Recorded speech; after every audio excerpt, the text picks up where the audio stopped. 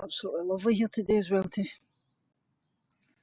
Just hope everybody out there's having a lovely Mother's Day. That's what it's all about.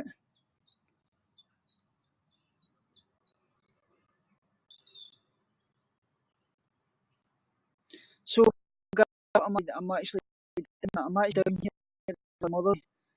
Hi AJ, how are you? I'm actually down at the cemetery and things for Mother's Day today, so this is what I'm actually doing. I'm actually putting flowers down for my mother's actual Mother's Day and things like that. So I wanted to take you guys along with me because this is a really important day to me and it really means a lot. Yeah, I'm having a difficult day. It's obviously Mother's Day, but the sun's shining and things, as you can see. It's quite sunny down here. Hi, Red and Aya. I'm actually down for Mother's Day down at the cemetery. I'm actually putting flowers down, as you can see here, at my mum's and dad's graveside. So I just wanted to take you guys along with me because it's a difficult one. I always really struggle on Mother's Day, and I want to be the half the person my mum and dad were, and if I can live to be like that, that would mean the world to me. Like I say, my mum actually gave her life for me. She ended up living with cancer all for the sake of me, and it's thanks very much, Ray, and I really appreciate that. It's like I say, it's difficult being down here, but I always come down. Like I say, I've actually put these plaques down. Special mum and dad, special mum. Some buggers went and broke it. The sickos. So that really hurts. Like I say, but like I say, my mum and dad mean the absolute world to me, and I know they're standing on my shoulder just now watching me. And like I say, if I can be half the person they were, I'll have done well. Like I say, my mum was the kind of person, she lived every single day to help other people. That was her purpose in life. Even at her worst times with her cancer and such, she was there for everybody. And like I say, I always remember the day a few days before she passed, she always said to me, and it still sticks in my head to this day, she always says, "Don't worry, whatever happens, you'll still get your Christmas."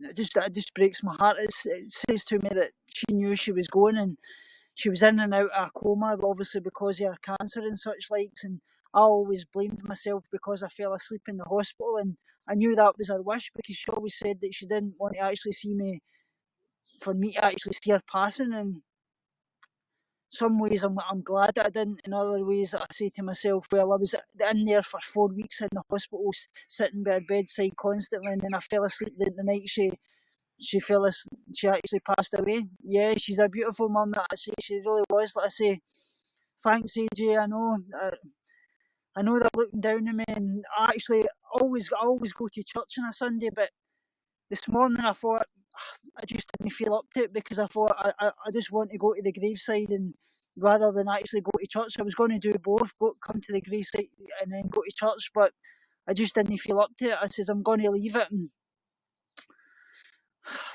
but it's kind of upsetting and things like that. Like I say, I get times where for some silly little thing can just trigger me like that and start me off, and then I start crying and things like that.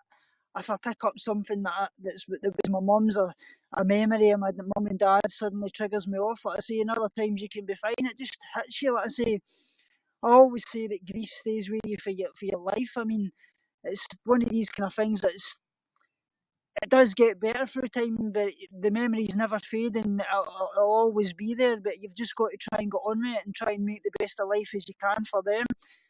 Because I know fine only too well that my mum and dad's up there and they want me to live not just for them but for myself and obviously for Laura and such likes.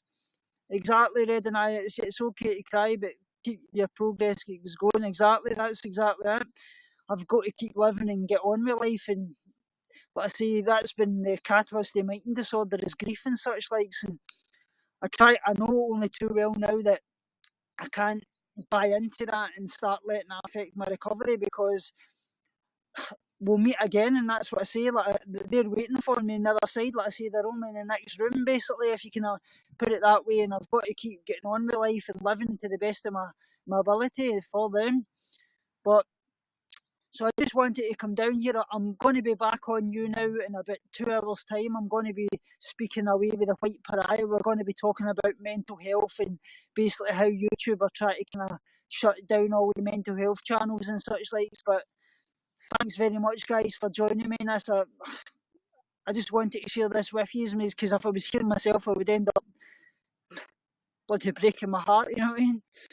But send you all my love, guys, and remember, as always, binge on life, purge negativity and starve guilty feelings, and I'll speak to you all soon.